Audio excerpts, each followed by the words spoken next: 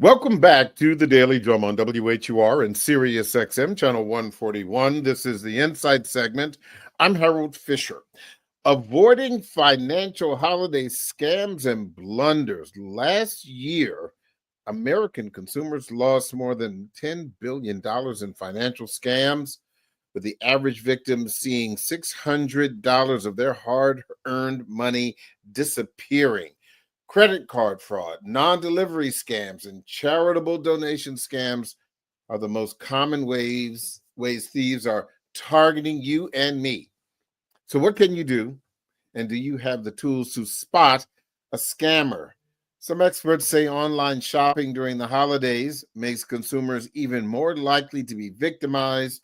And joining me tonight to talk about this scamming issue and other holiday financial pitfalls is Michelle Singletary, Color of Money nationally syndicated columnist with the Washington Post. Happy holidays, Michelle. Let us hope that this conversation will keep people from having an unhappy holiday. That's right. Yeah, happy holidays to you as well. Yeah, we certainly hope this will help protect people from what is really an epidemic of scams in America. Let me share a couple of facts, which I'm sure you are familiar with in some regard. Holiday e-commerce sales are projected to exceed $260 billion this year. That means scammers have more opportunities than ever to target victims. The FBI says fraudsters are deploying advanced techniques such as AI-generated fake websites and realistic phishing email to trick even the most careful consumers. And this is something I wasn't really familiar with. The non-delivery scams accounting Hmm. for $73 million in losses last year. Consumers paid for goods that never arrived. And of course, we have the gift card fraud. That's an old favorite of the scammers, draining $140 million from victims, leaving them with no recourse to recover their money. You are actually working on a scam series right now. Before we get into the holiday issue, I do want to drill down on this because we really do need, before we can protect people from themselves and how they spend, let's deal with the chaos and foolishness of the fraudsters out in the streets. I would imagine these statistics don't surprise you. They do not. I mean, they've been going up year over year. It is affecting millions of Americans, and as you say, many only lose about. I shouldn't say only because that's still a lot of money. A couple of $100. But what we're finding is that the more sophisticated the scam, the more the loss, the more money that is stolen. And so, if you are a senior, they're finding that their losses are $100,000 or more. And you mentioned I just launched in the Washington Post a 7-part series called Scammed. So, 7 parts taking apart, deconstructing what happened to a Maryland woman who lost all of her retirement money, close to $600,000, to a scam that was manipulated her and stole her hard earned money. And I don't know there was anybody who's listening right now. Either you've gotten a scam call, or you know somebody who's gotten a call, or you know somebody who has been scammed. That's how it's reaching everybody in your circle. And it is so important to protect yourself and understand that you are not too clever to be conned. Yeah, that really is heartbreaking because I do have loved ones who are in that senior number. And I certainly do worry about them because one of the things, and you know this, and this was really surprising to me, is that prior to the use of AI, you could often spot a scammer because you can, if you paid attention in school, you that's another show. Yeah, But yeah. you could spot grammar issues, you could spot spelling issues. But when these scammers are creating these bogus websites, but they're using AI, The grammar is pristine, the spelling is pristine, and so it's harder to spot. Yeah, the thing about it is that the scams have definitely fallen on many people even before. I mean, we all write emails that have misspellings, and you think, I mean, so that was a tell sign, but not Right. always one that stopped people. And so now what you do is you add the old scams with the new technology, and it elevates it to a whole nother level. They are able to duplicate sites that it looks exactly like your bank site. They are able to really clone your voice. We are online and posting videos of ourselves. The scammers can pull that, manipulate it, and call your house or someone you know, and it sounds like you. They can manipulate your photos online. They're stealing other people's photos. They get into your Facebook pages and your Instagram accounts. I mean, I've had that happen to me both on Facebook and Instagram, where people created an account in my name and sending direct messages to friends and families saying, pretending to be me. Now, when you ask money, people already know that ain't Michelle. So, because they know I ain't asking for no money, I ain't giving no money. So, but it's so sophisticated, and it's so sad, and people are caught off guard. You can pick up your phone and it will say for example, Bank of America, and it'll have the Bank of America number on your screen. So it says Bank of America. It is the number that you know, and so you think that's your bank calling. And so many people are getting caught on that, and they end up being manipulated to give the scammers information and steal their hard-earned money. Right now, during the holidays, somebody listening has already gotten a text saying, "Oh, your package was delayed. You got to call this number."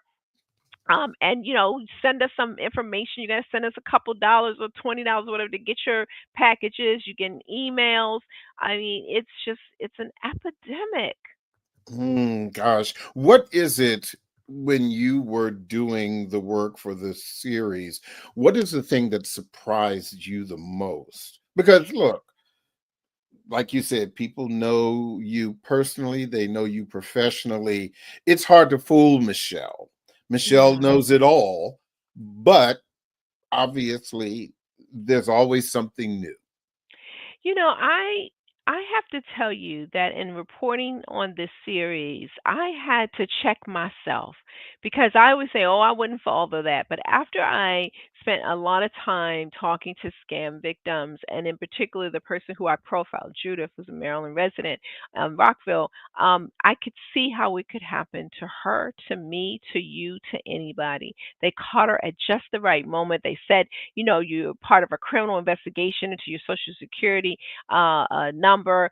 They used the real name of a real Mexican cartel. And here's the thing, they co opted a real FBI agent's resume, Wayne A. Jacobs, who now works in the Philadelphia office, and they had everything about him. And so they told her that she went to go check it out, and it was all there. She thought she Mm, was talking to a real FBI agent. And I talked to another agent, and they use his personal information, so that when we tell people go check this out, you check it out, and the information is there because so much of our data is online. And so I think the thing that struck me the most was how we treat scam victims. what do you mean How by that?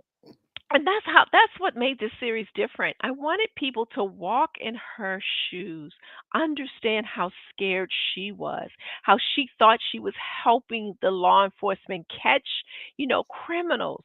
And so but when someone is found out to be scared, right away we say, "Well, why did you answer the phone? Or why did you give them your money? Or were you are a willing participant in turning over your PIN number?" And no other, I mean, I shouldn't say no other crime, but very few other crimes do we turn on the victim. How could you be so stupid or so gullible, or, that you would fall for this? They didn't fall for anything. They were manipulated and by very sophisticated systems.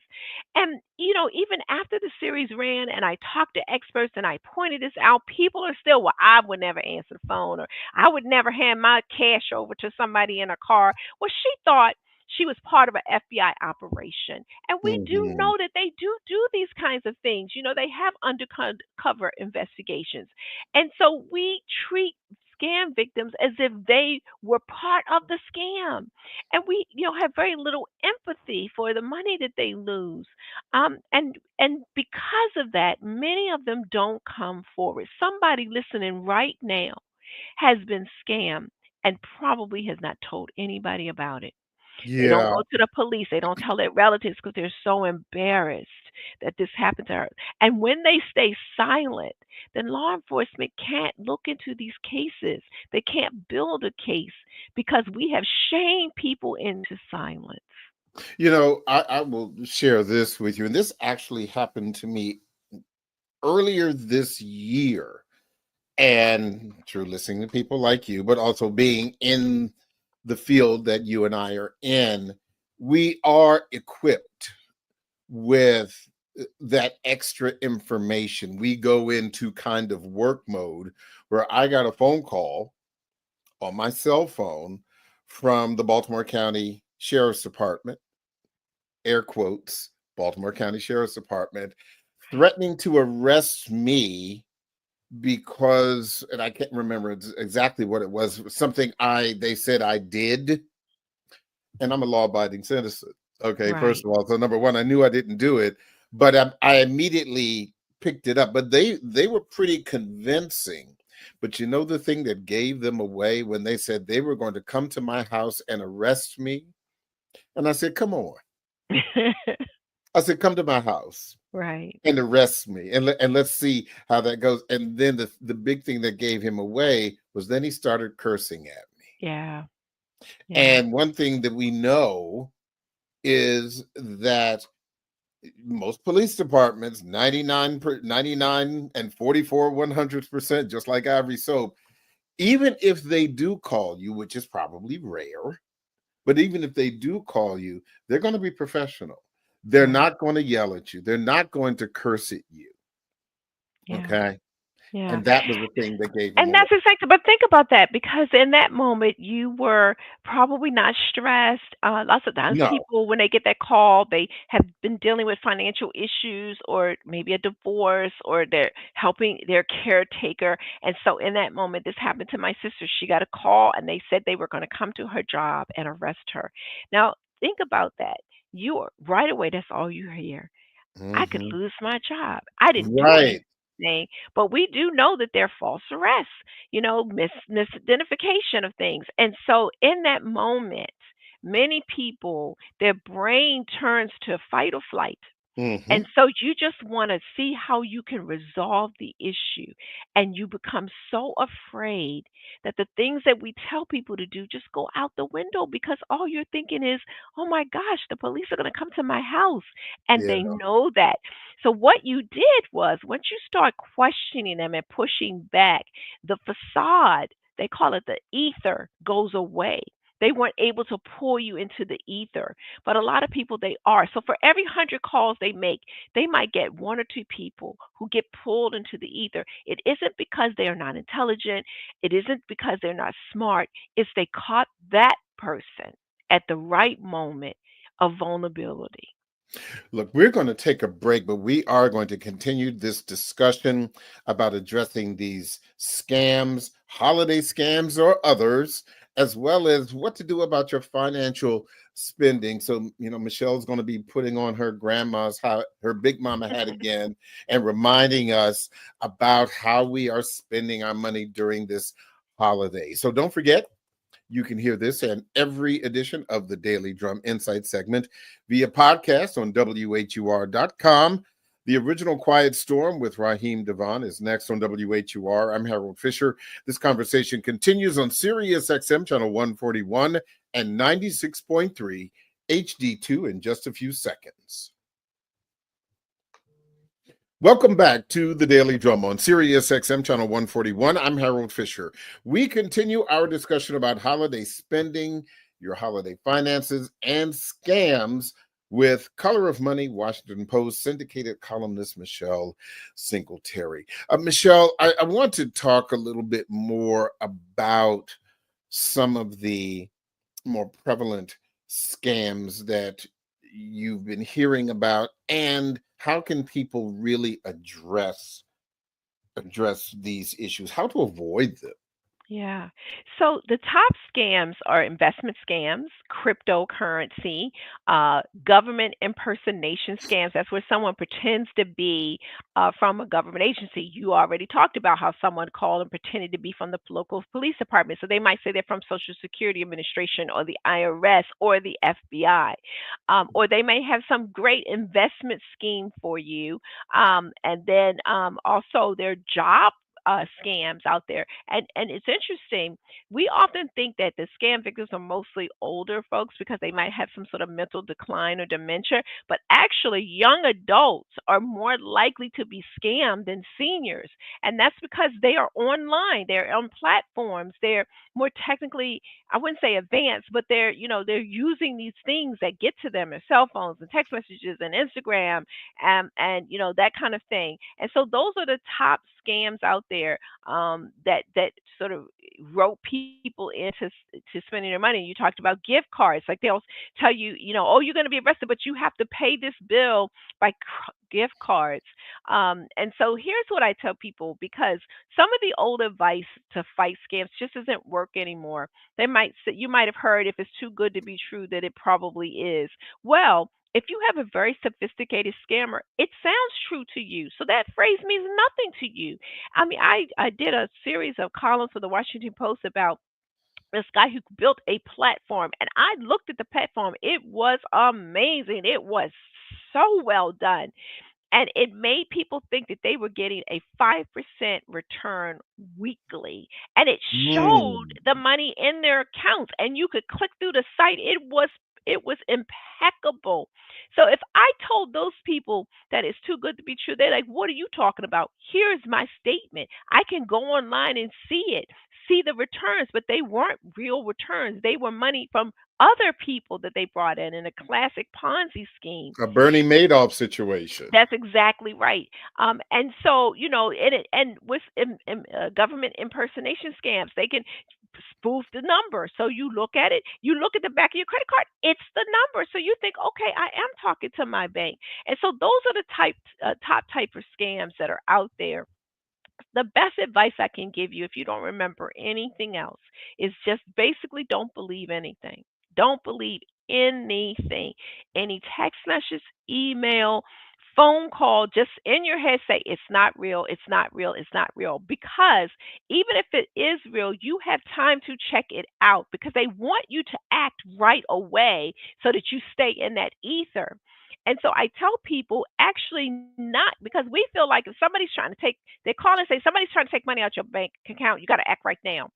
Actually, not acting gives you more protection than acting. So if you do nothing, you don't give them a code, you don't give confirm any information, then the bank has to give you your money back because you have done nothing.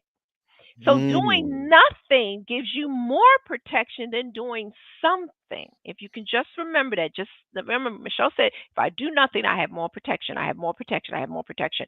And also you can't believe voices. I mean, they can clone voices. And this is a great tip for you. Everybody in your family should have a code word. You should have a word so that if something happens, because the other big scam is they call it the grandparent scam, but they also Mhm. doing it with parents. They'll call and say your child has been arrested. They need bail money or something to that extent. So you should say, okay, ask my child what the code word is, and if they can't tell you, then you know it's a scam. So you should have one with your spouse, your friends. So if somebody's calling pretending to be them, or they have them, or they kidnapped them, what's the code word? And if they can't tell you it's a scam, but just assume every call you get is a scam. I do. If my husband called me, I'm like, baby, hang up because I gotta call you back because I don't believe you, and I know my baby's voice. Wow. It's so funny. I remember years ago, when my father and stepmother were living, and we had this phrase, and I had to keep asking them to make sure that they remembered it, which they did, particularly my stepmother. But it was, if ever you were in trouble Yeah. or there was an issue, a scam or anything else, and you called me, the phrase was akin to something about, yes, well, I was speaking to your grandfather the other day. Mhm. My Mhm. grandfather's been deceased for a really long time. Yeah. Yeah, And that's so good. I knew that if either one of my parents called me and began to tell me that they were talking to my grandfather, I knew there was a problem. Right. That's right. We have to protect ourselves. We have to do that things. If, I would put up a note on the phones and all your house. And here's what I did recently. My kids hate it. But on my voicemail, if you call my home phone, first of all, I got on the National Do Not Call list. So I encourage all of you to just Google that. National Do Not Call list. You put your number on there. You can put your home number and your cell phone number, and that telemarketers cannot call that number if you're on the list. And if they do, they can be fined. So when you hear my voicemail, it says, "Thank you for calling. Can't take your call right now, but just note this number is on the new do not national do not call list. Do not call it again. And if you're a scammer, definitely don't call it again." Here's why that last part is important, because they are trained at the moment you say, "I think this is a scam," they'll either cuss you out or hang up. Right. Right? So now I have gotten fewer calls now from that voicemail because I already know I got your number. I'm not the one. And so my kids like, "Oh, you sound so aggressive." I said, "But you guess what? They know now." And I say, "I know you a scammer. Don't be calling my number again." That they're gonna put take you off the list because they know that you are more alert. So on your voicemail, on both your mobile and your personal, just say, and put it on the list. This number is on the national do not call list, and I know you a scammer. Don't be trying to call me no more. And watch, you'll get fewer calls. And I can imagine if they're hearing it, they can also hear That's the neck right. and head shake. I know because I was shaking my head. I said, "Don't you even try it. I am not the one." Oh my gracious. And every time you call my number, that's what you hear. Oh, but and then afterwards, I just leave a message and just say "Merry Christmas." That's You know. right. And because they actually have systems. The scammers have systems that when you say the word scam or "I think this is a scam" or things like that, they are trained to just go ahead and hang up because they're trying to move to the person who isn't going to be who's going to be more vulnerable. And so their systems will pick that up and you'll get more hangups that way because they can't get you into the ether. And also the more questions you ask, you got to be emboldened to ask questions. Yeah. Why? Who said I should call? And just a couple of questions in, like you said, they'll either cut you out or hang up. And that's happened to me. I was like, I don't know about this. And then the one guy started cussing me out. I said, now, if you were really from whatever company you was on, I don't believe that they would be allowing you to use profanity to me. And it actually stopped him Right. for a second because he was like, oh, okay. And then he hung up on me. Yeah, and that I think is one of the important things because real governmental agencies, as I said, they're not going to curse you out. Hmm. Um, they are not, for example, if it is a real financial institution, your bank representative, if you have a question, they're not going to curse you out. Right. And they're Okay. not going to let's say they don't curse you out. They're not going to get agitated. I Right. received a text message from one of my banks. And I was about 90% sure that it was not a scam because it came in, when you get text messages, especially from your financial institutions, the next one will be under the one that was there previously, right? So then you know it's legitimate. But I got it and it said, your card has been compromised. We denied discharge. And I thought for a second, I was like, okay, well, it's definitely under the former text, so I know it's there. I said, you know what? I'm not even going to trust this. So I didn't respond at all. It said respond if this wasn't your charge. I didn't even do that because you don't want to do that because you that will confirm your number is legit. So I got on the phone with the bank itself and I called the fraud department. I said, "Hey, did you all send me a text message? Because I didn't believe it, even though it was coming, from a previous chain of text messages from you." I said, "I don't know. I don't trust nobody." And I said, "Did y'all call me about this credit card?" She said, first of all, she said, "I'm glad you called." we don't mind that you call. In fact, that's what Hmm. you should do. Even if you have previous text messages from us, still call. She said, that's exactly what she should do. And then she said, yes, that was us. And so on the phone, I said, okay, well, yeah, that wasn't a charge that I made. They canceled the card and sent me another one. And so don't trust anything. Even though my eyes saw that it was on the same train, I still, because they have ways now with the technology to get into the systems to make it still seem like it's coming from your bank. And I trust nothing. Yeah, Nothing. I think that is such great advice, Michelle. Just be muscularly skeptical. Correct. You Correct. know, you can use that in your next article. Just give I me a, like that. yeah, Give you a shout out, okay? just yeah, just Muscular, just I like that. Muscular muscularly skeptical. spectacle. Just yes, but just make sure I get a credit. The But first time. You get credit the first time. After that, it's all mine. right, exactly. That is fine. Um, Yeah. Something else you mentioned, and I think this is really a couple of things actually. The first thing you spoke about crypto scams, investment scams, where, as we know, cryptocurrency is very, very hot. And we've discussed this before years ago, and I know you were, very skeptical, about it then. First of all, uh, in your mind, has it entered uh, a a space of legitimacy? And number two, whether it has or not in your mind, there are places where you can go to legitimately invest in crypto. How do you avoid the crypto scams? So my opinion has still not changed. It is gambling. Hmm. It is, listen, if you're too late. You're too late to get into it now. It is at the high. And if you're an experienced investor, you buy low, you sell high. So you're at the top. And there is no underlining business with this thing. And it will crash. Now, is it making some people some money? Sure, it is. Just like when you go to the casino, some people win, most don't. It is highly inappropriate for the average investor. And if you don't have all your ducks in a row, you're not saving for retirement. You don't have money to send your kids to college. You aren't on. You're not on track to pay off your mortgage before you retire. You have no emergency fund. No, all that stuff lined up. You should not be anywhere near crypto. And I know that there's a lot of people in the African American community who's like, well, we got to get in on this because they shut us out. And this is a way to build black wealth. It is a way to build wealth for the few people who got into crypto when it was like $2.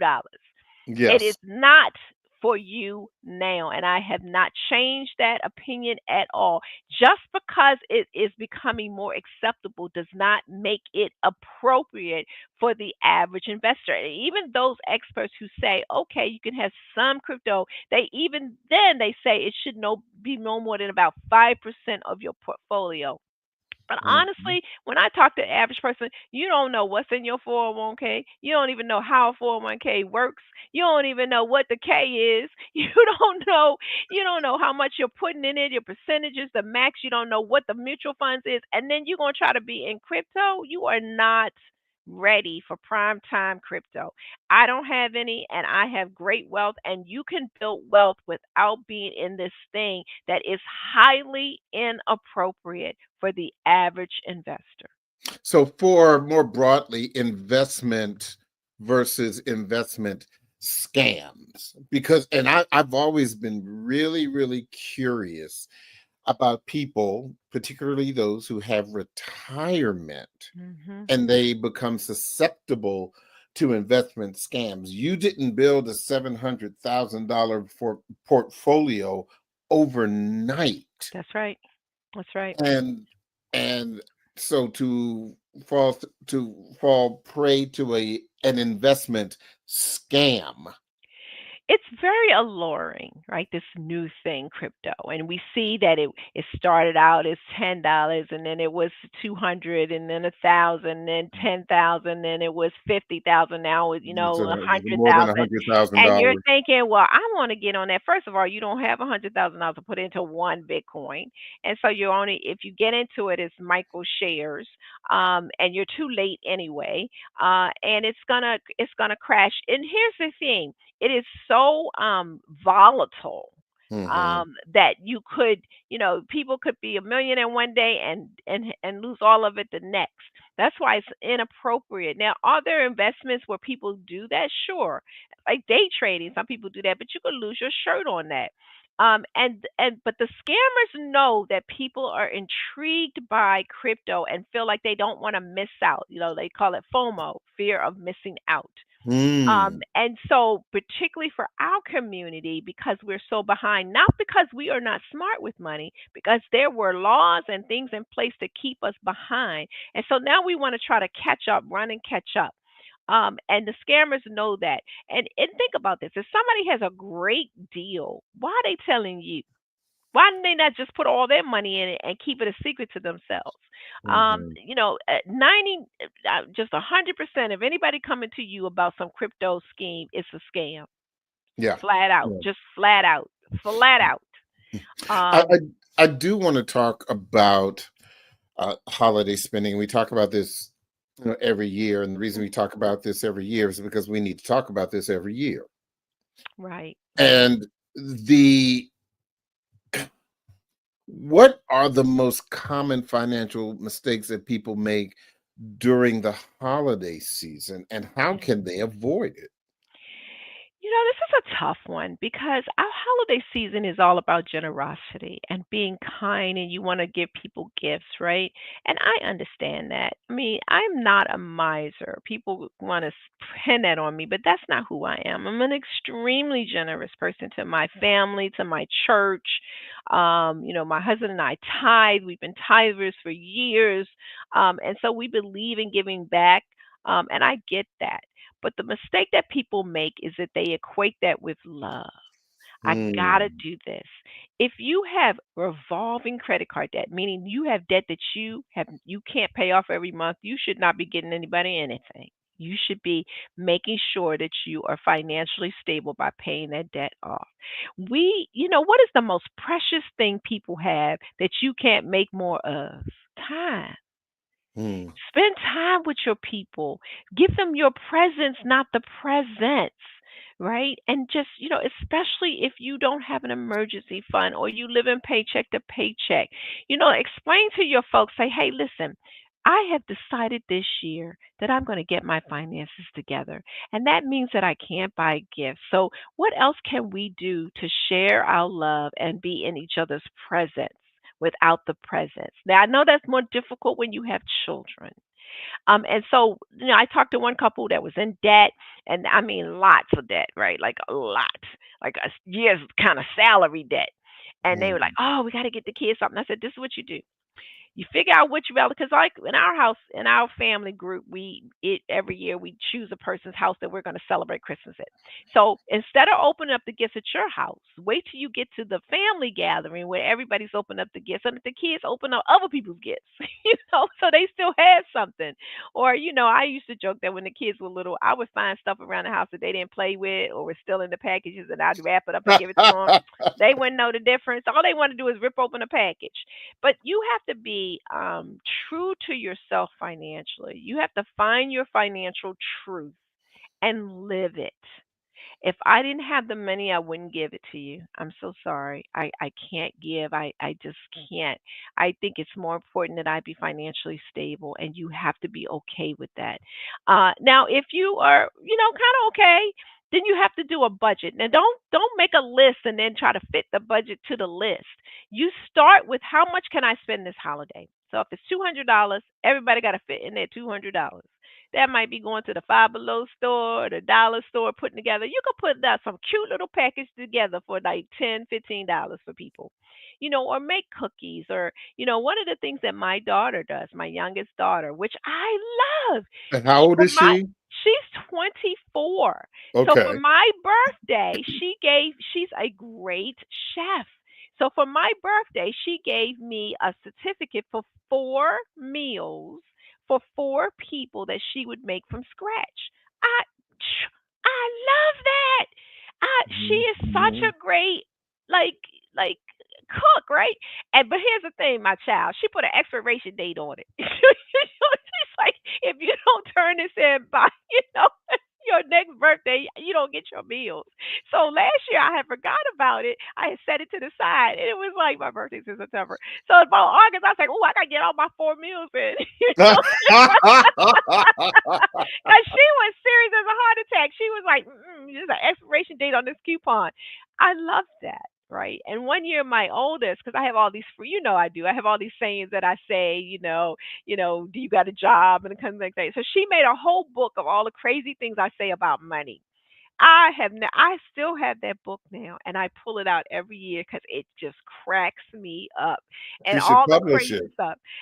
We should because it's so funny. It's hilarious, and that's the kind of stuff that I like. And we got to be comfortable with kind of stuff like that. I mean, sometimes we think people want stuff, and really they just want appreciation. Right? If Yeah. I tell my husband, you don't have to buy me anything. Just rub my feet, baby. That's Right. that's the best gift ever. You can't get that in the store. Yeah, and have him, give you a foot rub coupon. I would love that. In fact, I'm gonna tell him this now. Yeah, he gets good foot rubs too. He heats up the little bath towel, puts it on my feet. Ooh. Yeah, that's my buddy. I know, right? But, Oh, and I think you really do make such a wonderful uh, point. And you know, there are so many temptations yeah. out there for overspending. I mean, I'm always fascinated by let's say, for example, the TV promotions, Mm. and they start on Black Friday, the day after Thanksgiving, and even the conversation in my head, I have in every main room in this house, there's a TV. There's a little one in my daughter's room, Mhm. which she's an adult. She doesn't live here anymore. I have one in my office, which is a big one. I have one in my bedroom, which is a nice size. I have a masculine sized TV in my living room, Yeah. and yet I can feel the temptation. It probably lasts about 2 seconds for me to go and just look at the Yeah. sales. But all of my TVs work just fine. Yeah. But what lasts for 2 seconds for me is a how can I do this because I'm going to go and do this for someone else. Yeah, it's psychological warfare on consumers. Hmm. They have professionals who actually go to college and get PhDs on how to get you to spend. The commercials are really it's psychological warfare. I mean, think about the food commercials. One of the reasons why we overeat is because you're sitting and you're watching a show and you see the hamburger and all the fries and it looks so good on TV, and next thing you know, you hungry, you're in the refrigerator eating stuff. It's this is how they get you. And so what I usually tell people to prevent the temptation is that you need to figure out what your financial goals are in life. Write them on an index card, put them in your phone, put them on the refrigerator, put them somewhere where you can see them. And whenever you are tempted to overspend for the holidays, birthdays, anniversaries, all these kind of things, look at that list. And so for my husband and I, we decided early in our marriage there were a couple major things we wanted to do. We wanted to send all our kids to college, those kids that we wanted to have, without any debt. And so that helped us from overspending through the years because every time we would go to do something or someone's like, oh, come on this cruise and do this, we thinking, wait a minute, We got to send these kids to college. We got to put this money in their Mhm. college fund. That was front and center. And the other thing is, we wanted to pay our home off before one of us retired. My husband retired first. And so our deal to each other was that we would not take a mortgage into retirement. So right now we have no mortgage. And the Mhm. way we did that, we kept that front and center. So we did not take lavish vacations. We kept our cars forever, because that was front and center. And that's what, so you need to figure out what that is for you. That's what it was for us, but it could be something else for you. Make sure that that's your goal, and then you write it down, keep it somewhere close so that you can help stay on track. You can be generous, but you want to make sure that your money is going to things that you value. We will say we value this, but we look when I look at people's bank accounts, it does not reflect their values, their stated values, that is. And so, around in the Washington D.C. area, there's so many great restaurants, and I don't know how y'all do it, because when I go out, I'm just thinking this is like a car payment. I mean, Yes, my goodness. And so that's absolutely. not something that now I know there's some foodies out there who like restaurants, but for me, they're loud, they're dark, it's expensive. I would rather put that money towards having paid off my house early. So now Don't I'm get me in don't a look, don't get me paid for started. house, right? And eating my Mhm. little peanut butter jelly sandwich at home. But that was my value, right? Or And have your you daughter cook. or have my daughter cook. That's right. In fact, all of our adult children came home from college to live here to save money, and we each have a night to cook. And her night is Sunday, and we look so forward to her night. I'm like, we're Sunday night. It's Jillian's night to cook. Yes. But now she's moving with her sister. Here's the thing: they stayed here. They saved their money. Her and her sister got together, and they bought their first home. So now I'm feeling some Wow. kind of way because I don't have no Sunday night dinner from her no more. So we have agreed that we will have family dinners every once in a while, but she cook or I cook, so we can still have some of her cooking. But see, this is what I'm talking about. Listen to what I'm saying. All those things were put into place so that now my 20-something-year-old daughters are homeowners. But here's the thing: they bought within their affordability level. So we talked to them, we showed them how to do it. So the bank qualified them for a higher amount that we thought was reasonable.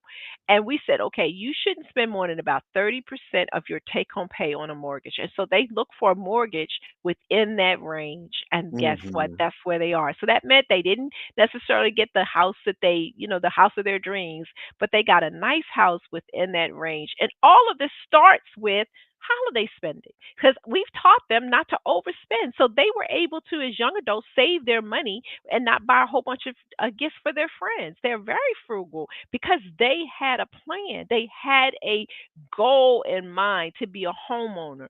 And that is what I'm talking about. So as you're out this weekend leading up to Christmas and you buying all this stuff that nobody really even needs. Think about what is on your goal list that is being delayed because you're buying all this stuff that you don't need, that people can probably take back, or they want the gift receipt. What if we all kind of kept that money and put it towards building true wealth? Home ownership, sending kids to college with no debt, having an emergency fund, being able to say somebody in your family lost their job, you could pay their rent for a couple of months so they're not stressed out. That's what I'm talking about. See, to Yeah. me, that's a true gift, right? Something that is going to help keep somebody out of poverty or stress. Mm. Michelle Singletary, I think this is a great place to end this conversation. Always great information, tips, and protective Yeah. tips Yeah. for a lot of people. So thank you so much. It's always a pleasure talking Appreciate to you. you. I love talking to you. And I really hope your listeners go to WashingtonPost.com and look up this. It's called Scammed. It's 7 parts. I tell you, it will change your life. And please share it with everybody you know. And it's not about self promotion. I really want to protect people from losing their money, on old and young. Just look at it, read it, subscribe to the post, y'all, so I could keep my job. There you go, And send Michelle. it to Thank people you. and help them out. That'll be a good holiday gift, right? Thank you so much. That You're is the so Daily welcome. Drum for this Wednesday, December 18th. I'm Harold Fisher. Good night.